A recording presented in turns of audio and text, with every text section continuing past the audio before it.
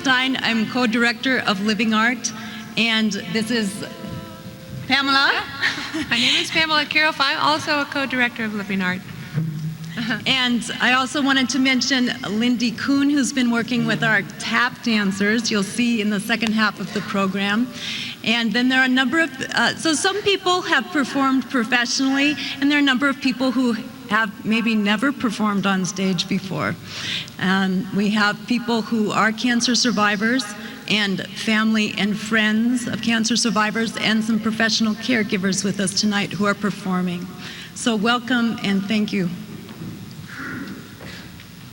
Thank you all for coming to Winter Feast and for supporting Living Art and its work. I just want to thank initially our major sponsors for this event. This is our first time event and we're very excited about it. Our major sponsors are Montana Cancer and Infectious Disease Specialists and the Montana Arts Council with support from the National Endowment for the Arts. We also have several additional supporters and sponsors, and I refer you to your program performance programs for that information and for additional information about Living Art. Living Art was founded in 1993 by three very strong and incredible women.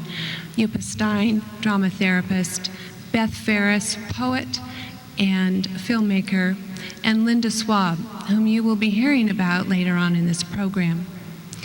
Our work has to do with working with what is unlived with us in cancer survivors. So it's not about doing arts and crafts work, it's about using art, which is inherent in all of us, to go deeper and to find out really what is life's meaning.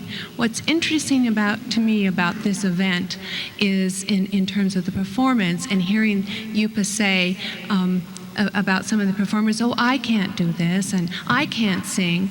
It is an echo of what people say when we first tell them about our work in our workshop, Cancer, Courage, and Creativity, which is a 10-week workshop and is also explained in your program. And they come to us and they say, well, I can't do this because I'm not an artist. And we say, it's not about that. And so what is wonderful is what comes out of the expression of art. And so you will see that in our art exhibit, which is called Families Talking to Families, Art Speaks Up for Cancer.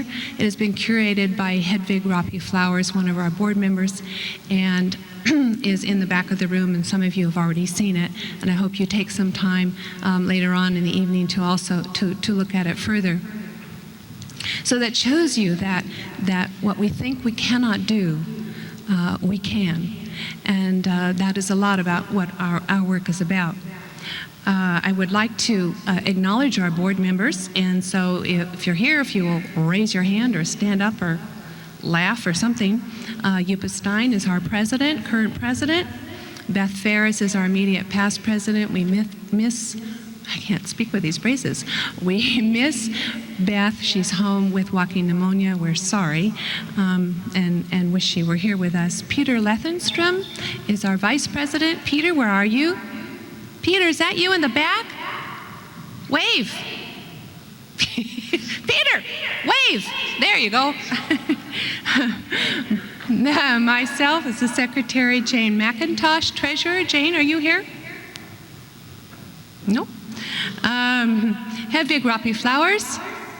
Hedvig, there she is. Hi, Hedvig. Eva Singer.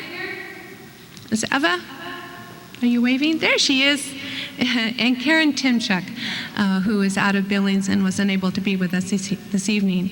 On our National Advisory Board from California is Claire Costello Vermillion. Her husband donated one of the art pieces in our raffle. There are still raffle tickets available, and you can also see over on the other side of the room what some of those art pieces look like.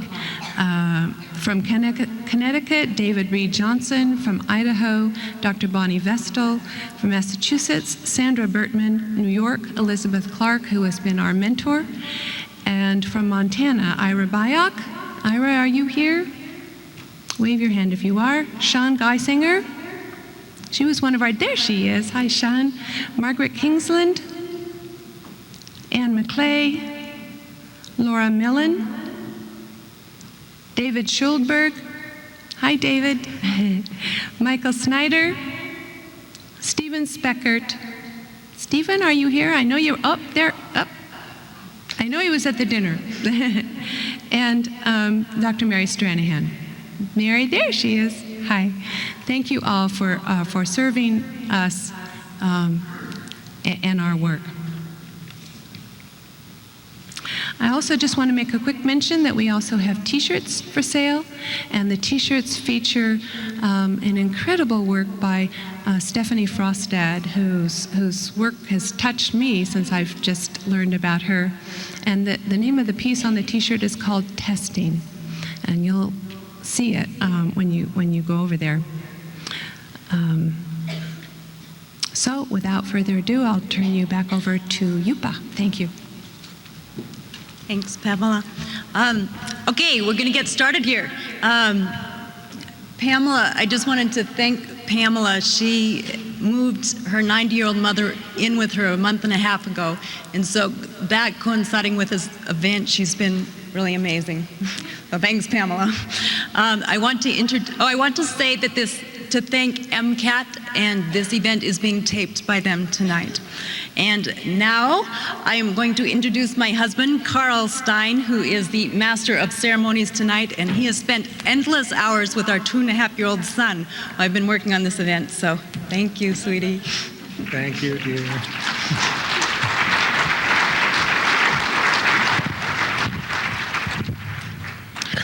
Good evening. It's great of all of you to come out tonight. Such a terrible blizzard outside. My wife got me into this tuxedo that I haven't worn since my high school prom. So if I gag on my tie, don't blame me. I think it's a great thing that this organization does, getting the people that are going through these most horrible times to come through them with a ray of hope and self-realization. I hope that's apparent. In our first group, Women's Voices. Judy Smith, Liz Smith, Laura Smith, Guy Weiser, who is on tape from back east, Stephanie Schall, Janet Scott, and I should have brought my glasses. And someone else. Maybe Judy can introduce the rest of the group. It's middle age is creeping up into all parts of my body. So here we have Women's Voices. Thank you. Good evening. My name is Judy Smith. We decided we needed to do a quick introduction after the introduction. Let me say that we're a group of friends who meet once a year to sing on the holidays. And this last holiday, because Living Art was planning this event, I convinced my friends to join me here in solidarity. So again, I'm Judy Smith. Bettina Escudero. Janet Scott. Gracia Schall. Lynn Smith. Dawn Walsh. This cancer survivor thing, it's about solidarity. It's about having friends up here on the stage with you when they're totally wondering how you got them to do this. It's about having a sister here in town who's around for the hugs and the conversations. But it's also about distance and a sister who lives in New Jersey. And so one of the things that we've tried to do is bring my other sister Lal here tonight. So we've learned something very quickly about MP3 player files and CD write rewrites. And so you're actually going to hear Lal tonight. And Lynn is going to read some words that Lal sent us. But before that, I'm going to take out my Kleenex. I promised my friends here that I would give permission, because the first time I heard my sister's words made me cry. And I think in some ways this evening is about that kind of interaction and connection. So again, Lynn? Good evening from far off New Jersey. I am the third Smith sister, Lolly Smith Gevisler, and I am happy and honored to be able to participate in this event. Being separated from my sisters by so much distance, I am limited in my ability to contribute to my sister Judy's struggle against cancer. Tonight's event gives me an opportunity to show support for her. I also want to thank my sister Lynn for always being there for both Judy and me. In solidarity with my two sisters, I will sing the first time through of a 3-part round. Singing has been part of our life since childhood because our mother, Louise Alice Smith, was a professional singer. She was also a survivor of ovarian cancer for 30 years. Her concern for social justice led us all into community service, and that is why the musical accompaniment to this round celebrates 2 other continents, Africa and Latin America, where my sisters served in the Peace Corps. In solidarity with you all and in loving tribute to our mom, enjoy this song of prayer, Dona Nobis Pacem, which means give us peace. This canon is attributed to Palestrina in the 1500s.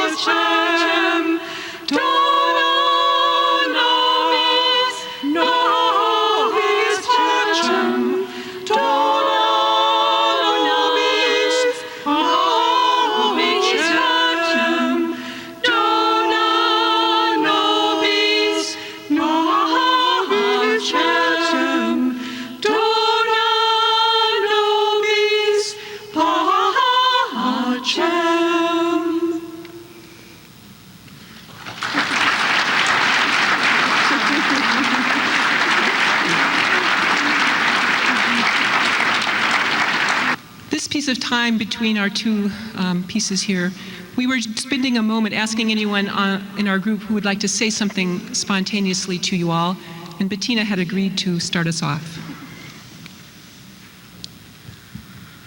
First of all, I want to congratulate and acknowledge the work of the organizers and also the all cancer survivors.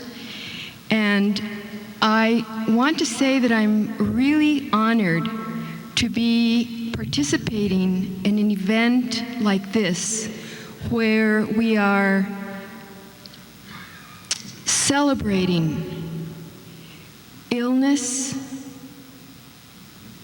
and death, where we can look at it, look at illness, look at sorrow, look at grief, look at death, and erase the hard boundaries between that and life and joy.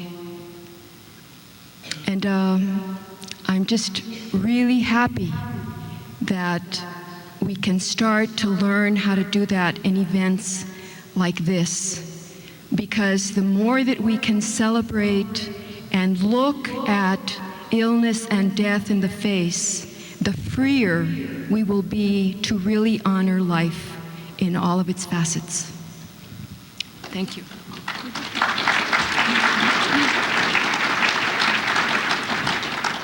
I'd like to say something in gratitude to Judy Smith. I didn't know Judy before she was ill, and I'm very grateful that she's still here and such a wonderful inspiration and a teacher. I'm older than Judy, but I'm learning a great deal from her, and I'm very thankful she's here.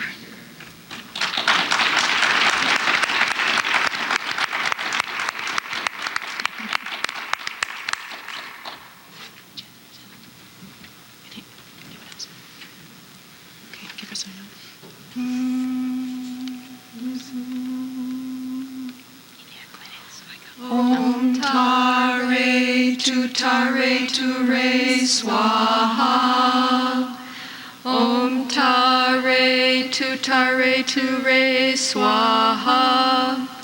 Om Tare Tutare Ture Swaha. Om Tare Tutare Ture Swaha. Om Tare Tutare Ture Swaha. Om Tare Tutare Ture Swaha. Om Tare Tutare Ture Swaha.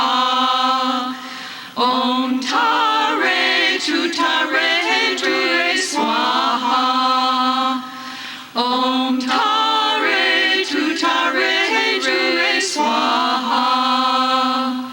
Om Tare Tutare Ture Swaha. Om Tare Tutare Ture Swaha. Om Tare Tutare Ture Swaha. Om Tare Tutare Ture Swaha. Om Tare Tutare Ture Swaha. Om Tare Tutare Ture Swaha.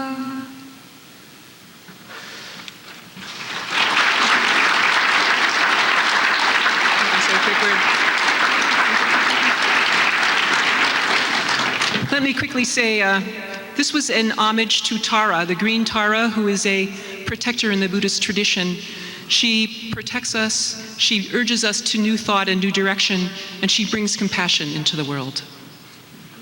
Thank you very much. Nothing like the beauty of the human voice. I'm sorry that Beth Ferris is ill tonight. She's such a beautiful woman with such a expansive mind, and her vessel of her body just doesn't support the huge mind that it carries very well. and I'm sorry she couldn't be here. Instead, my wife, Yupa, will read this poem by Beth Ferris. Living Art wouldn't be here if Beth hadn't been working so hard for so many years, and I'm really sorry she can't be here tonight. My voice is going out a little, but I love this poem so much, and I love Beth so much that I wanted you to hear it. She is currently working on her master's in poetry, and this is her poem, Lost Words. You sleep in the blue light of the tent while I read you a story, barely moving my lips. Once, before languages were lost, the Maya had words for 9 blue butterflies skimming half silver through the air. Imagine, I want to say, colors you can't even imagine. That's what I wish for you. Blue light penetrating your eyelids, diving into your sleep. Cobalt, indigo, lapis, opalescent, so beautiful you feel no pain. The guidebook says dusky azure, emerald studded, blue, arrowhead blue, going extinct as lupin meadows dug up for subdivisions here in North America. Spanish can only translate 3 of the blues. I don't know which ones. Neither does the author, who wonders where the 6 butterflies have vanished without their names. Outside, a mountain drifts across the Alpen Lake. At 9,000 feet, snow-melt water stretches taut and bright as metal. Blue as water in the mouth should you dive. I'm not saying you should shock yourself out of your senses, but if you do, it will be like flying, arms outstretched down where blue turns almost black. Instead, we climb and then crawl on hands and knees up the hillside, close enough to see the dwarf lupin, harebell, no bigger than my thumbnail, no smaller than any happiness. The harebell is the lighter blue, growing outward in concentric circles. I think of winter, how bees in a hive thrive in constant revolutions, a clump, warmer in the wind, warm at the center, where we all want to hold. But I'm so much older than when I knew these flower names. I flip through my brain, can't come up with it. Is it Draba? Myocytosis? Syntha? One lake is tucked above the other, secretive, still locked under ice, with a dream on its tongue. I can almost speak. You are so happy here, up high. You sit on twisted pine, waving your arms toward campsites when the snow recedes, when we could lie face down on a bed of marsh marigolds. We toss rice crackers, bits of cheese to the gray-white birds. Camp robbers screech, screech as the last waterfall plunges. Mystery. Migration, like the young couple appearing out of nowhere, striding over the tundras to heaved up polygons of grass, fly rods flung over their backs, a line of fish. Cutthroats, maybe, with that slash of bread, the best we've eaten, pan-fried, with wild onions and the mushrooms all brainy and convoluted. The boy and the girl drop over the edge, as if such a thing were possible, over the falls where we can't follow.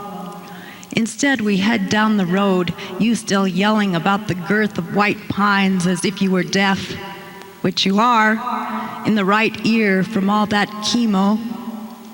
This one must be 200 years old. I cache the sparkly, iridescent rocks in my pack, striped black and white, sheared off thin and ancient, with the glint and shine of mica if you hold it to the sun. Nice. I'm pleased to have a name for it.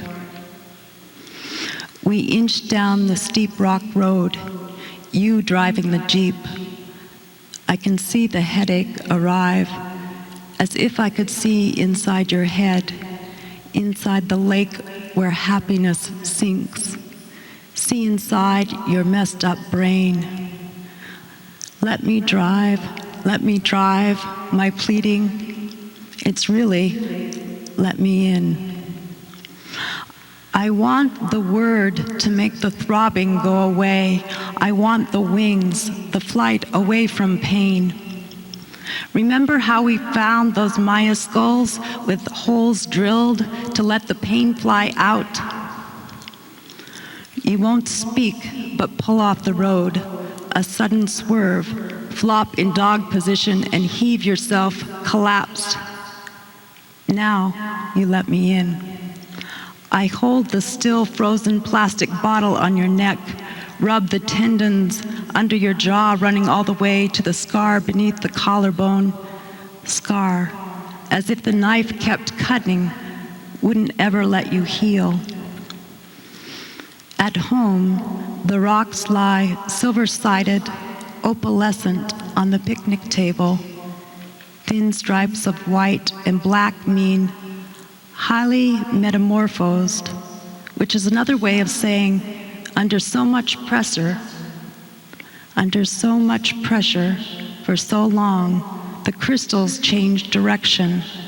Mica slid and shone, angels in the sun this blue noon. I pressed my forehead to your back on the hillside where you were sick, rubbing the muscles until your fists uncurled.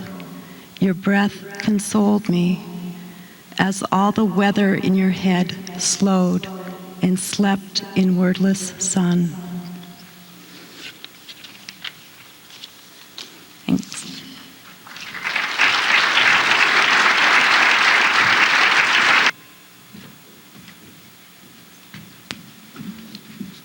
My friend Paul lent me his glasses. Now all I need is some light. There we are. Okay.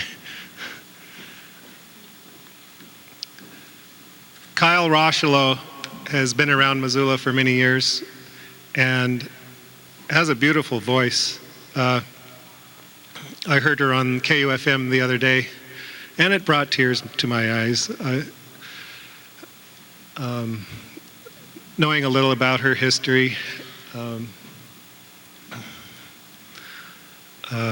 it had quite an impact on me.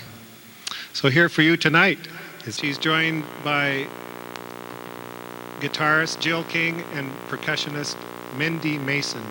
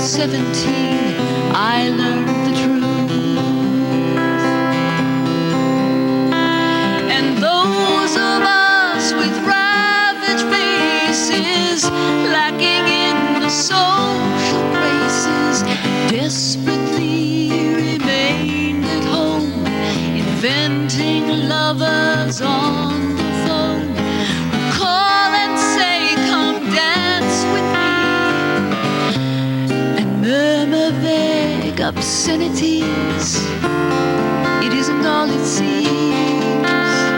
at 17. A brown-eyed girl in hand-me-downs, whose name I never could pronounce, said, "Pity please the ones who serve, they only get what they deserve." And the rich relation, hometown queen, marries into what she needs, with the guarantee of company and haven for the elderly. Remember those who win the game, lose the love they sought to gain, in ebon shoes of quality and dubious integrity. The small town eyes will gape at you in dull surprise when payment due exceeds accounts received at 17.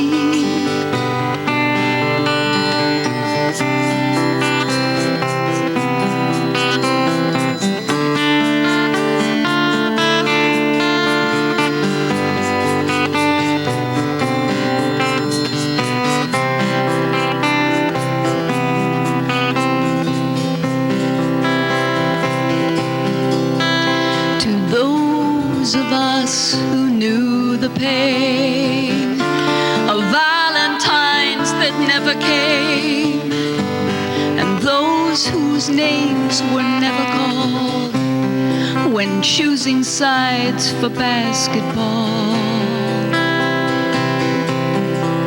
It was long ago and far away. The world was younger than today, and dreams were all they gave for free to ugly duckling girls like me. We all play the game, and when we dare to cheat ourselves at solitaire, inventing lovers on the phone, repenting other lives unknown, who call and say, "Come dance with me," and murmur vague obscenities to ugly girls like me at 17.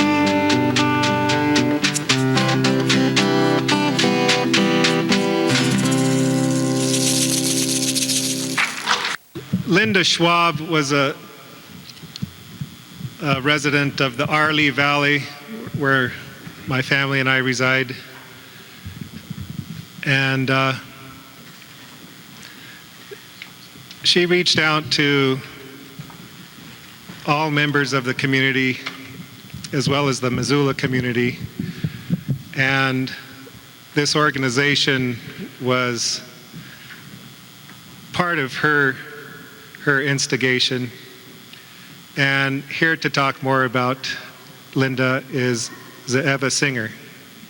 I met Linda very shortly after I moved here in about 1993, and I remember being at the Medicine Tree and saying to Dr. Mary Stranahan, "Linda's looking great." And Mary said, "You're seeing Linda's spirit.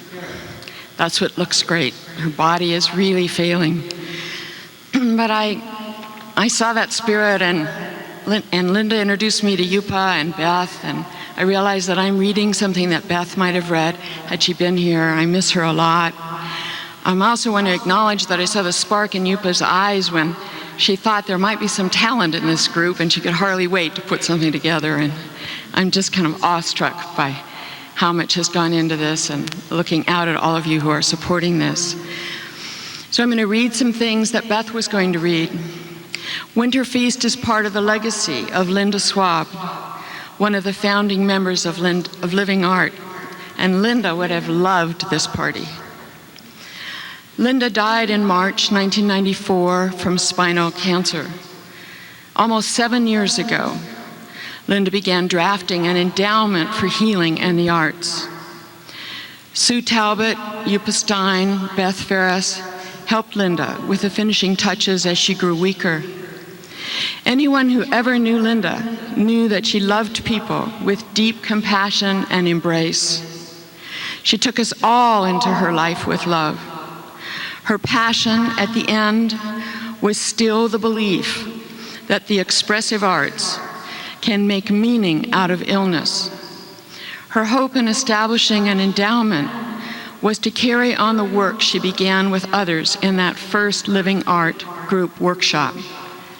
Here are a few short paragraphs from her legacy, and I quote, "The arts have the potential to heal at the spiritual and psychological level and to deepen a person's relationship with themselves and others. Those who are ill are outsiders. Their world has been shattered.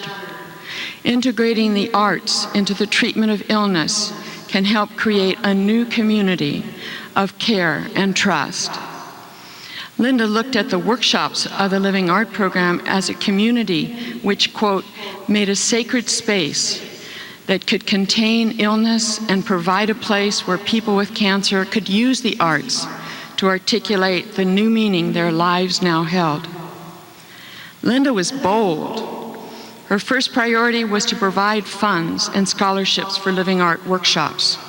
Her vision also included workshops for the medical community of caregivers. She wanted to fund research and publications on the relationship between healing and creativity. She wanted to help create a retreat center. The Linda Schwab Endowment has been graciously managed by the Montana Community Foundation with Carl Schwab. We have accomplished some of what Linda would have wanted: running workshops for people with cancer, beginning and carrying on a fall women's retreat and fall and full women's retreat at Flathead Lake, producing a video, reaching out to families and the caregivers as well as the ill. But we have a long way to go. We need to increase the endowment so it will provide yearly funds. If you can help move Linda's vision forward, talk to any of us about that. This is a poem that Linda wrote called Questions. Rainbow body, who shapes you now? No longer me or men or women. Some elemental Shiva of the cells fires my bones. The ground shakes and walls tilt. How can I trust this rainbow body to move in the world, to live in this world till she's too tired to care? What is the measure? Till I'm too tired to say no, till I'm too numb to say yes, to dance in the dark and still know the steps. Linda Schwab, November 2nd, 1993, Arts Alive, workshop with cancer patients. I'm going to introduce to you Linda Tracy. She's on the state board of the Montana Community Foundation. She's also, although she said less is probably more, but I feel like I need to say this.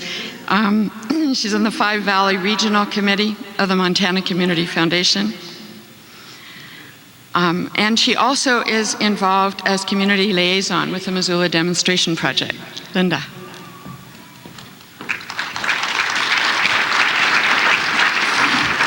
Thank you very much. The Montana Community Foundation is an organization that works to promote endowed philanthropy and community vitality throughout this state. And we do that by helping organizations develop their endowments. We offer the opportunity to manage those endowments for them, and we also give grants to support community vitality throughout the state. I want to talk to you tonight about three things that can help you support living art both today and for years to come. And that is what an endowment is, what planned gifts are, and how the Montana income tax credit can help both nonprofit organizations such as Living Arts, and encourage the kinds of contributions to an endowment that help it grow. An endowment, quite simply, is a permanent savings account in which large and small cash and planned gift kinds of donations come in as deposits but are never withdrawn. What is withdrawn to support the organization year after year is the interest that grows, that earns from those contributions that are deposited to the endowment. An endowment, as I said, can be small gifts, cash gifts, or something called a planned gift. And a planned gift is the opportunity to give an irrevocable contribution to an endowment, usually in the form of some sort of larger type of gift, the form of perhaps paid-up life insurance, real estate, or various charitable trusts and annuities. This year, if people give to the Linda Schwab Endowment to support Living Art, your contribution can be used to take a tax credit off your Montana income tax. 50% or half of the gift that you give in the form of a planned gift to an endowment can be taken off the bottom line of your Montana state taxes. If you are a corporation and would like to make a cash donation to an endowment, you too can benefit from a 50% tax credit. I say that this program will last until the end of this year. We're hoping that that is actually going to change. 4 years ago, the legislature enacted the Montana tax credit. It will sunset by the end of this year unless action is taken in Helena. House Bill 328 will be having its first hearing this coming Friday in Helena, and I would encourage you that if you believe that this kind of support helps nonprofit organizations and encourages people to make planned gifts to them, I would encourage you to please contact your legislators in the coming week before Friday morning. I encourage you also to consider giving to the Linda Schwab Endowment to support Living Art. I believe that what we're seeing here tonight is really the triumph of the human spirit that has certainly been tempered by challenge. And I believe that Living Art can continue to help people who live with this disease, people who care about people who live with this disease, and the people who triumph over it, continue to express what they feel and their healing through their arts. The information in your brochure that can help you get more information and details about giving to this endowment is in this blue sheet. I encourage your support. Thank you. Now we are going to hear from and watch Tarn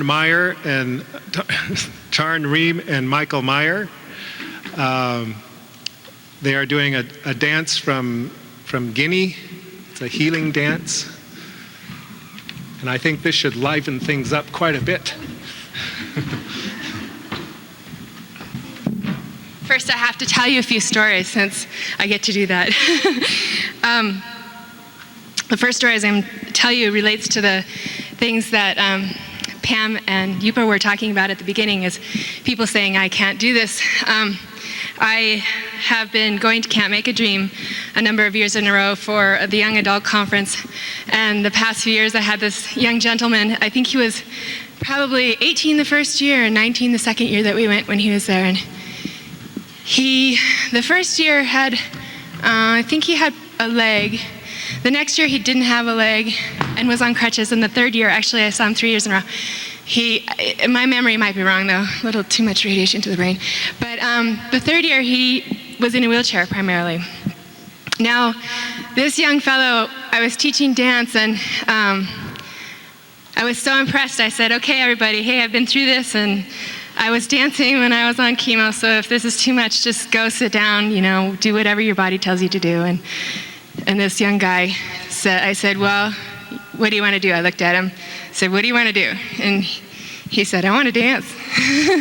So, on crutches, he danced better than I did. And the next year in a wheelchair, he danced better than I did. So, if you want to, you can do it. The first story I want to tell you is about Michael and I over here, Michael, Ray, wave your hand. This community almost lost us to drum and dance. We were about to pick up and leave and go study with some teachers in bigger cities from Africa. And that, about the next month, I think we had decided, and next month I was diagnosed with acute lymphoblastic leukemia. It was 1994, and I was 26 years old, I think. I got carted out to Seattle and spent a month in the hospital. I got out of the hospital. The next day I was like, I had to stay in Seattle. I wanted to go home more than anything, but they had to keep me there. And I went to watch this dance class. I was already really into West African dance. Went to watch this dance class, and I was sitting on the floor watching everybody, and this really big African-American woman comes stomping over to me, and she looks at me and she says, "What are you doing sitting down?" And I said, "Well, I'm just watching. I'm really sick, and, I just need to chill. I didn't have any hair, you know what you look like." And I was like, "I'm not sure, She said, "This is all about healing." And I said, "Okay, but I'm not going to do it tonight." And I came home, and they had installed a Hickman catheter while I was in Seattle. I got home and I was like, I really want to dance. I knew I wanted to dance. And I had this, tube coming out of my chest, and I'm like, how am I going to deal with this thing? I'm trying to dance. It's pretty active dance. And so I have no hair. I have this thing pasted on my chest to keep it there so it doesn't go flying around while I'm dancing. People must have thought I was crazy. But let me tell you, it was one of the best things I could have done. And in subsequent years, we all have heard the phrase that it takes a village to raise a child. My African teachers have also told me that this form of music and dance is about healing. And when one person in a village is sick, everybody is sick. It takes everybody to heal. So in that vein, I'd like to dedicate this to the healing community. Really, it's about Michael, who took care of me, and Yupa and Beth, who have this wonderful program, and all of the doctors and nurses and wonderful people that took care of us. We're all in need of healing. And so we'd like to dedicate this basically to everyone, okay? This dance is called Lamban. It's from Guinea. And we'll start it off. We have this wonderful group of people tonight. Thank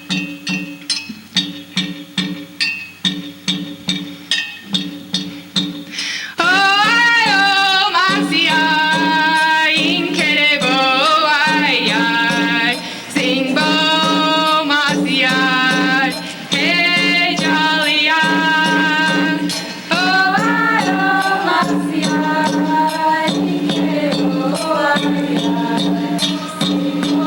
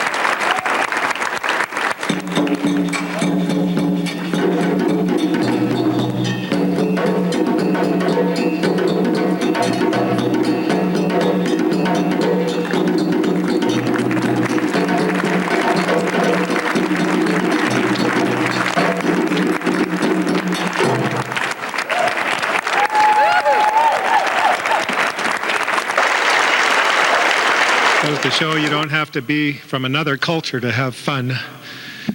You can...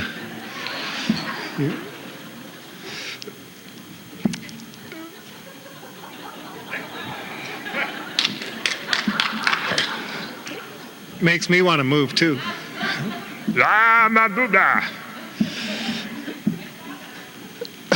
Uh-oh, she saw that. I'm going to get a call. Dance is so great the way it redefines space. So is music. Amy Martin is a Missoula resident, and she's a very fine guitar and vocalist, and she is here with us tonight. We're pleased that she made it. Miss Amy Martin. So Walt Whitman wrote this poem, lots of them actually, he wrote this one in particular called To You, which is turned out to be kind of an important poem to me in my life and my realizing and accepting and really wanting to embody my own artistic calling. And I wrote a song. I put a melody to the words of some of the words of the poem, and the song has come to mean quite a bit to me personally because my grandmother, I'm singing tonight for my grandmother, she died of ovarian cancer in 1998 after surviving with it for I think 4 or 5 years. And she was an amazing woman who really encouraged me creatively from the time I was very small, and just participated in her community in all sorts of ways, and would have been a great supporter of a wonderful cause like Living Art. So I'm singing tonight for my grandma, Mary V.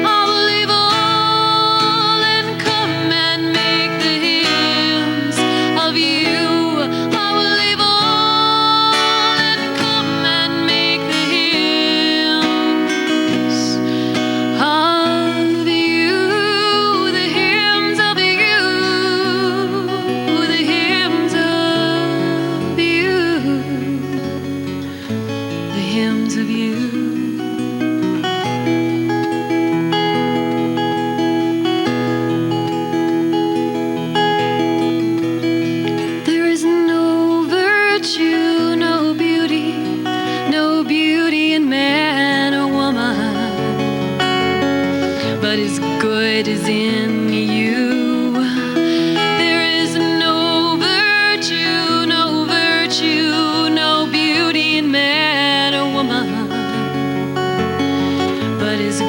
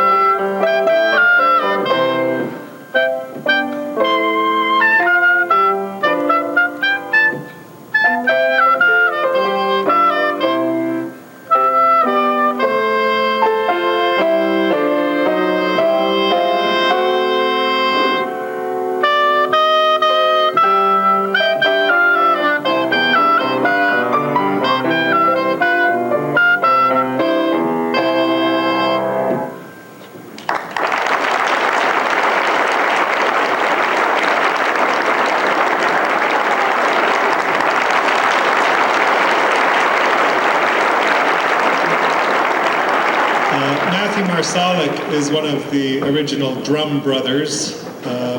He's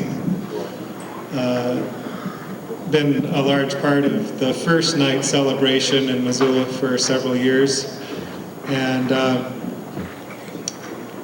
my wife Yupa asked Matthew to lead the chorus for Winter Feast. And he's done a great job of pulling sound out of hesitant mouths and pulling together a chorus for this evening. And Matthew's a very talented man. He plays piano, very fine guitar, and as well as drums, of course. And we're glad to have it be a part of the Missoula community. I just want to say what a great joy I've had working with this group of musicians, and what a wonderful event this is. I just want to send my best wishes to Living Art and everyone who's participating in this wonderful event today. Thank you.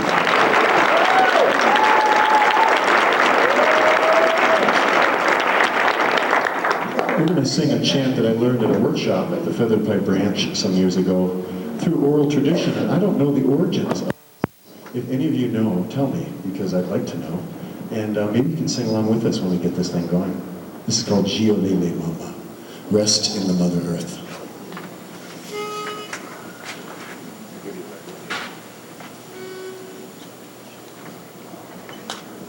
Giole, Giole, Giole, Giole, Giole, Giole, Giole, Giole, Giole, Giole, Giole,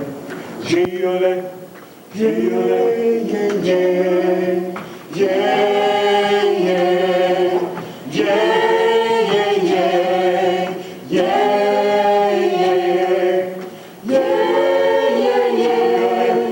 yeah. That's right.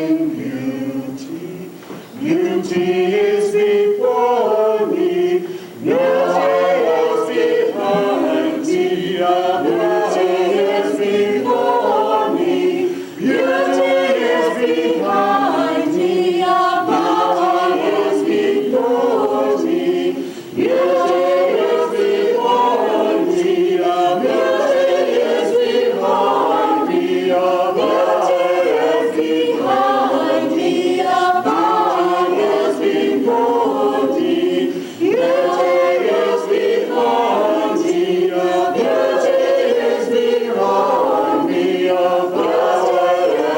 behind me, beauty is before me, beauty is behind me, beauty is behind me, beauty is behind me. Now I walk in beauty. Now I walk in beauty. Beauty is before me. Beauty is behind me, above and below me.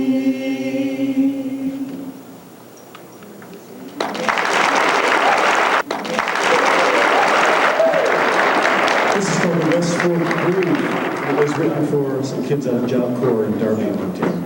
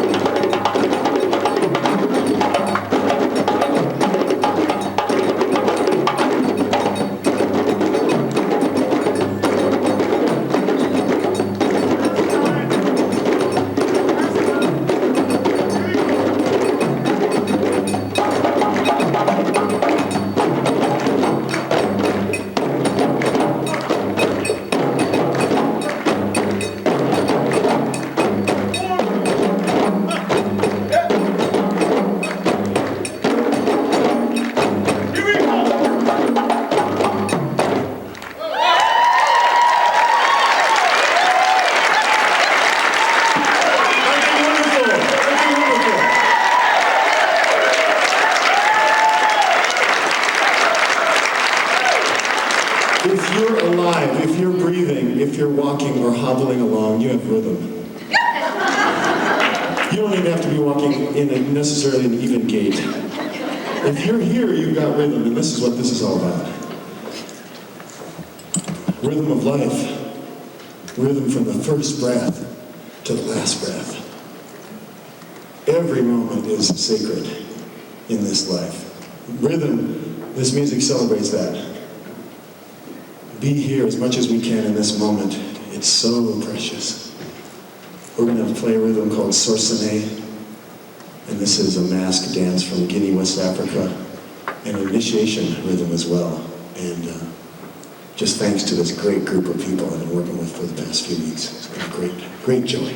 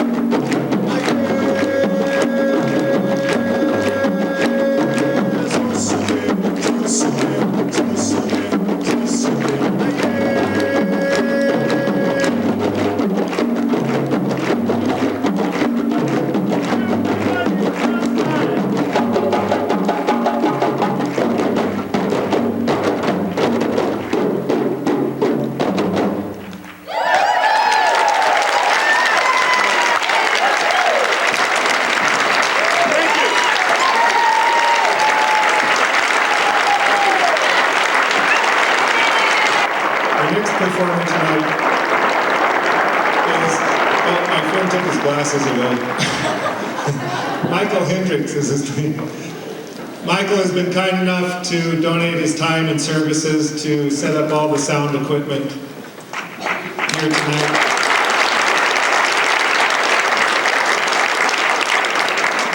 Michael is a 12-year cancer survivor. Is that right? 12 years, Michael? 13 now. 13 now. Blessed to have him with us here tonight. My first brush with cancer came with a high school sweetheart.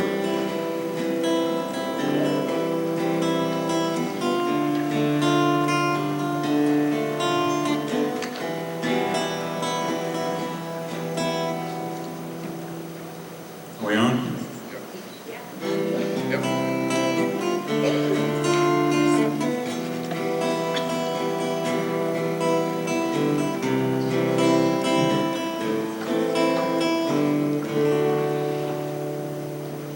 Janie was my first love. We shared the pains of school. She offered me a balance for a while,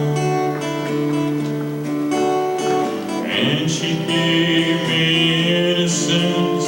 I seemed like less a fool. She always had a line to make me smile. But we separated early, not an easy thing to do. Sometimes seemed like tomorrow never come, but we couldn't keep together, no matter how we tried. We had a sad reunion tonight.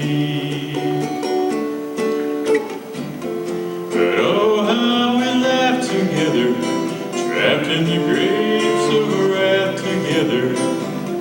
And you know we loved each other, me and baby Jane. But now that she's gone forever, Lord help me stay together.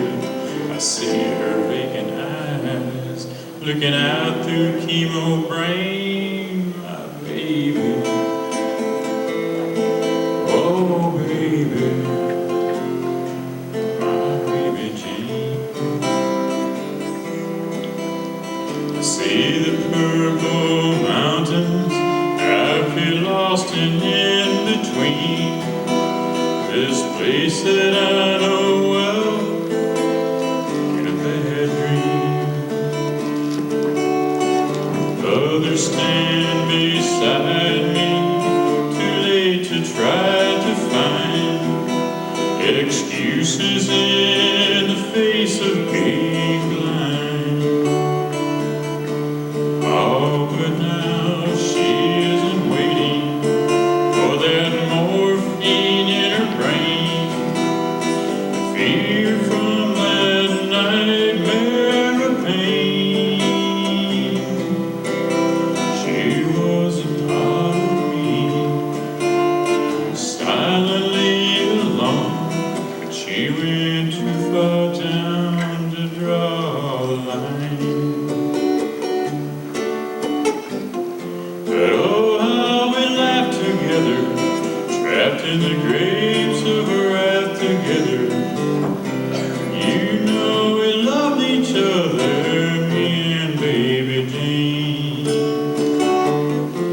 But now she's gone forever, Lord help me stay together.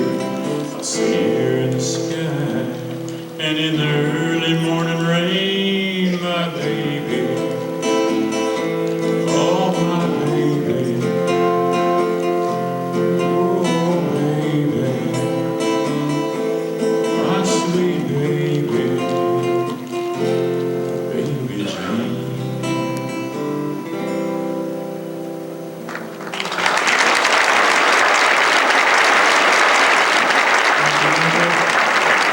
And now we would like to hear a few words from Pamela.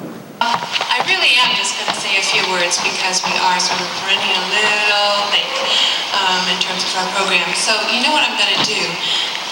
This is supposed to be in gratitude to all of the people, supporters of Living Art since 1993, the major people who have made this work happen and who have helped Living Art continue and sustain. They are listed on page 7. So I'm going to ask all of you to, at some point, please take a look at these people who we would not be here without. And it starts with Judy Brodsky and goes all the way down the line through some wonderful people. Also on those 2 pages, pages 6, 7, and the following page 8, list other donors, volunteers, donations in kind, all the people that make this kind of thing happen. So without listing them all and talking about them all, which I would love to do, just look at them, pay attention to them, patronize them if you can. Thank you so much.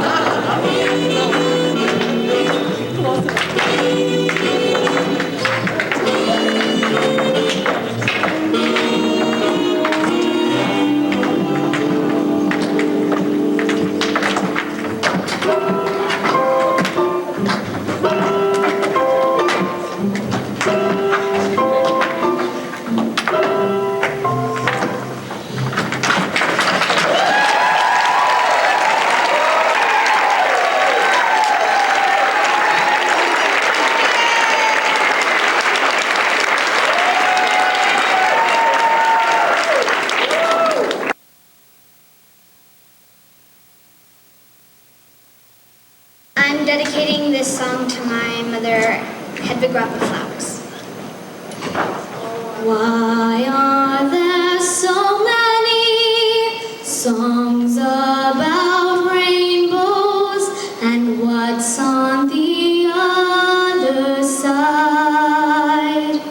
Rainbows are visions, but only illusions, and rainbows have nothing to hide.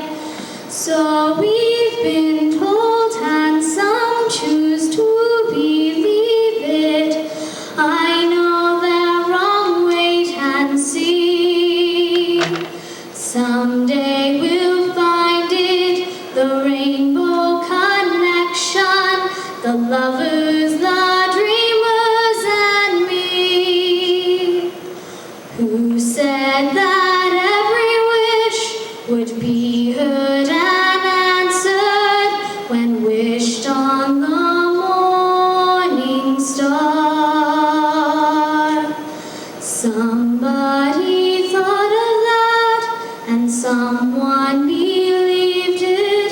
Look what it's done so far. What's so amazing that keeps us stargazing? And what do we think we might see? Someday we'll find it, the rainbow connection, the lovers, the dreamers, and me. All of us under its spell, we know that it's probably magic. Have you been half asleep, and have you heard voices? I've heard them calling my name. Is this the sweet sound that calls the young sailors? The voice might be one and the same. I've heard it too many times to ignore it. It's something that I'm supposed to be. Someday we'll find it, the rainbow connection, the lovers, the dreamers, and me. La da da da dee da da doo. La la da da dee day do do.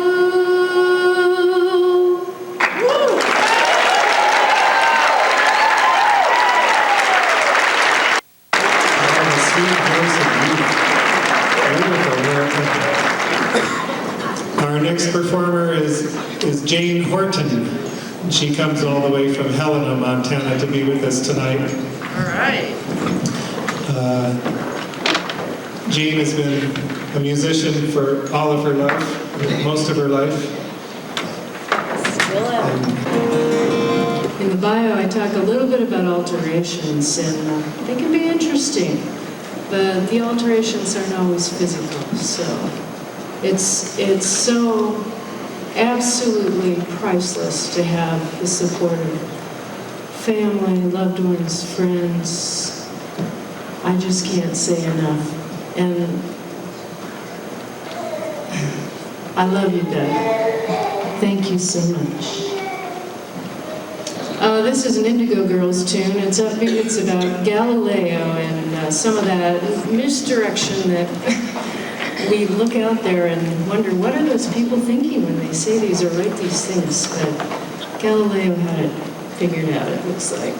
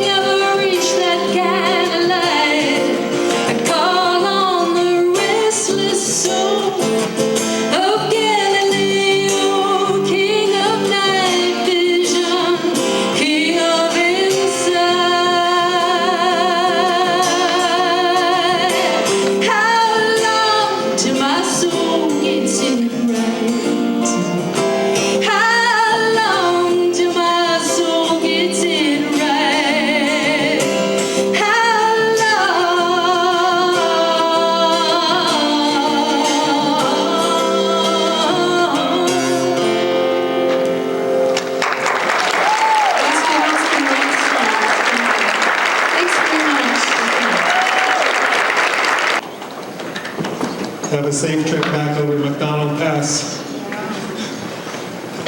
Our final performance tonight is by the Winter Feast Chorus, led again by Matthew Marsalik.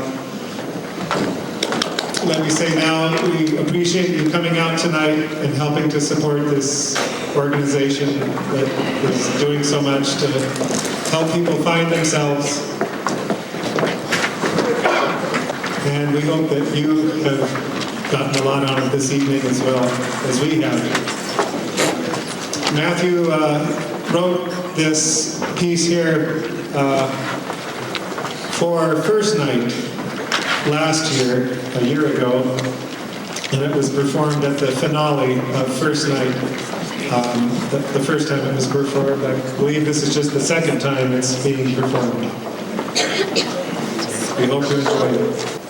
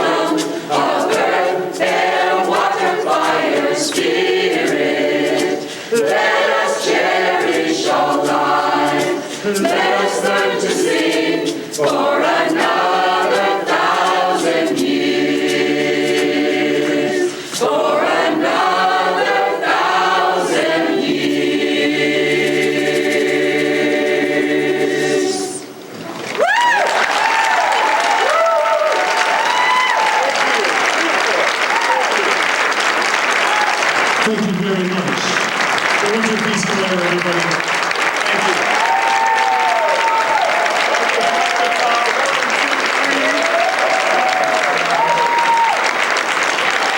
Thank you for coming out and supporting my art tonight. I know it makes a big difference.